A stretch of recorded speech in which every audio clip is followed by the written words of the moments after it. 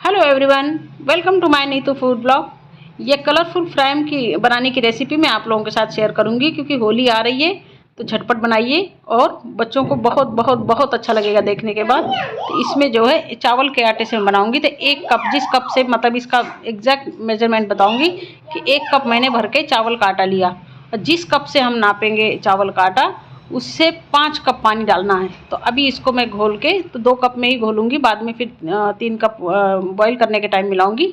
तो 1 कप अगर आपका चावल का आटा पानी 5 कप पानी चाहिए, सॉरी। अब इसको अच्छी तरह से घोल लेंगे तो आराम से घुल जाता है। चावल का आटा मार्केट में इजीली अवेलेबल हो जाता है और नहीं है तो आप घर में पीस लीजिए। तो इसमें जो बॉईल करने के लिए जो 2 कप मैंने चावल के आटे मिलाया और 3 कप मैंने इसमें बॉईल करने के टाइम जिस बर्तन में, तो जिसमें भी आप पकाएं तो मोटे तले का बर्तन हो। हल्के तले के बर्तन में चिपकने के भी चांस रहते हैं और जलने के भी। इस तरह करके और पानी बिना बॉईल हुए इसको मिक्स करना है क्योंकि बॉईल के टाइम अगर हम डालेंगे तो उसमें गांठ पड़ने के चांसेस रहते हैं। तो इसी तरह से गैस का फ्लेम ऑन कर दिया और इसमें जो हमने चावल का आटा घोला था वो मिला दिया। अब नमक अपने टेस्ट के हिसाब से डाल लें, जितना आपका जितने मतलब चावल के आटा या जितना आप पापड़ बनाना चाहें। अब इसको गैस हमारी फ्लेम ऑन है, अब इसको हाई फ्लेम पे ही रखें और कंटिन्यू चलाते रहें क्योंकि नीचे चिपकने के भी चांसेस रहते हैं और गांठ पड़ने के भी चांसेस रहते हैं। तो जब तक बॉईल ना आ जाए ये लगातार चलाते रहें। देखिए हमारे इसमें बॉईल भी आ गया और गाढ़ा भी हो गया।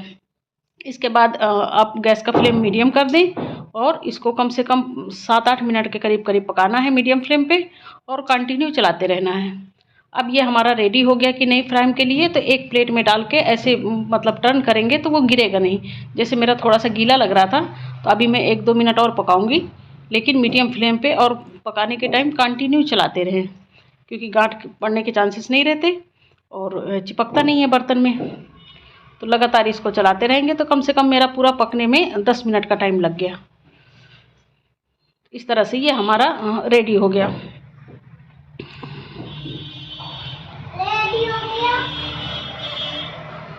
अब ये हमारा जो है रेडी हो गया। इसको मैं 3 कलर का बना रही हूँ तो 2 अलग अलग बाउल में ट्रांसफ़र कर दिया और वाइट कलर का जो बनाना है वो उसी में छोड़ दिया। तो मेरे पास में 2 कलर के फूड कलर थे, एक तो रेड कलर और एक ग्रीन कलर। तो पहले से कटोरी में घोल के रखा था थोड़ा सा, तो उसको मिला लिया और दूसरे बाउल में मैंने ग्रीन कलर मिला लिया। इस तरह करके ग्रीन, रेड और वाइट मेरे 3 कलर के बढ़िया फ्राइम तैयार हुए थे। मैं अभी आप लोगों को दिखाऊंगी, देखने में भी कितने खूबसूरत और खाने में उतने ही टेस्टी जैसे मार्केट में मिलते हैं। बच्चों को वैसे ही पसंद आते हैं। तो बिल्कुल सिंपल तरीका और टाइम कम और खाने में बहुत बहुत क्रिस्पी। अब इसको जो है ज़्यादा करके मेरी रेसिपी में हर बार बताती हूँ कि उन्हीं चीज़ों से बनाती हूँ जो हमारे घर में अवेलेबल हो। नॉर्मल जो पॉलीथीन आती है जिसमें आप सब्जी लाएं या कुछ भी सामान लाते हैं, इस तरह से इसको गिलास में पॉलीथीन को पहले धो के रख दिया था मैंने 3 पॉलीथीन। अब ये ठंडा होने मतलब मीडियम ठंडा हो जाए, इतना ठंडा हो जाए कि हाथ लगाने में, क्योंकि पॉलीथीन भी नहीं पिघलना चाहिए। तो अच्छा, डालने के पहले पॉलीथीन के उसको चलाते रहें कंटिन्यू, क्योंकि ऊपर लेयर बन जाती है ना ठंडा होने के बाद। तो लगातार चलाते रहें ताकि फ्राइम बनाने में गांठ उसमें फंसे ना। इस तरह करके मैंने ग्रीन कलर भर लिया। अब इसी तरह से दूसरे गिलास में मैं पॉलीथीन डाल के, गिलास में इसलिए डालते हैं कि आराम से भरते बन जाता है। इस तरह करके मैंने उसमें रेड कलर का डाल दिया।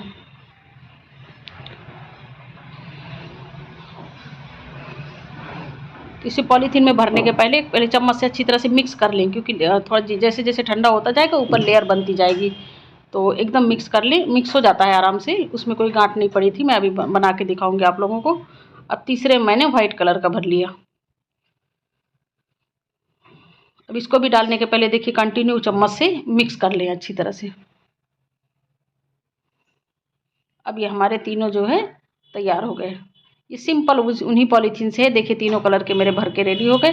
अब कोशिश करें कि गरम गरम ही मतलब डालें। अब इसको धूप में मैंने एक जो पापड़ डालने के आपके पास जो भी जिसमें डालते हों पन्नी, तो मेरी पापड़ की स्पेशली मैंने अमेज़ॉन से मंगाई थी, मैंने उसी में डाली थी, बिल्कुल नहीं चिपका।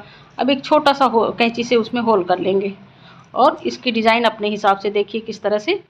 तो फ्राइम की डिज़ाइन शुरू शुरू में हो सकता है ना बने या बिगड़े, तो आप चौकोर जैसे फ्राइम की आती है डिज़ाइन उस तरह से, और ये गोल जैसे मैंने बनाई है तो इस तरह से आप बनाएंगे तो देखने में भी बहुत खूबसूरत और खाने में बिल्कुल, बच्चों को एक बार जब फ्राई करके आप देंगे या आपके गेस्ट आएंगे उनको देंगे तो कोई ये भरोसा नहीं करेगा कि आपने घर में बनाया है।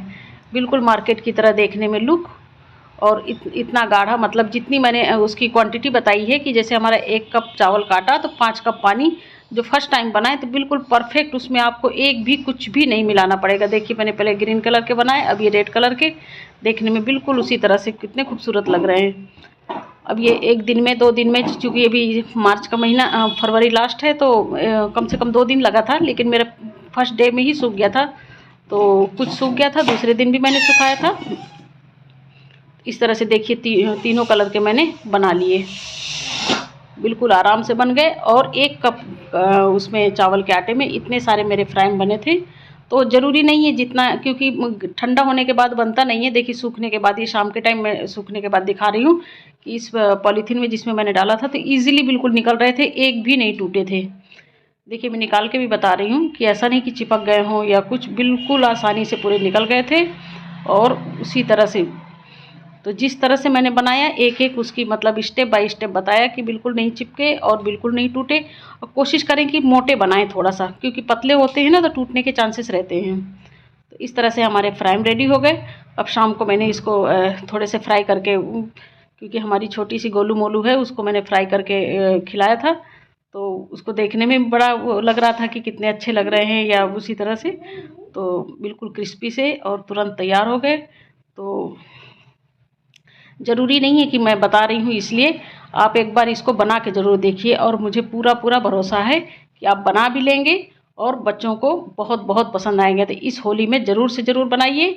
और अगर मेरी रेसिपी सबसे पहले तो आप बनाइए, और बनाने के बाद पसंद आए तो सबसे पहले प्लीज़ प्लीज़ मेरे चैनल को सब्सक्राइब कर दीजिए। थोड़ी ज़्यादा पसंद आए तो लाइक कर दीजिए, और बहुत बहुत बहुत पसंद आए तो अपने दोस्तों के साथ शेयर कर दीजिए। Thank you for watching.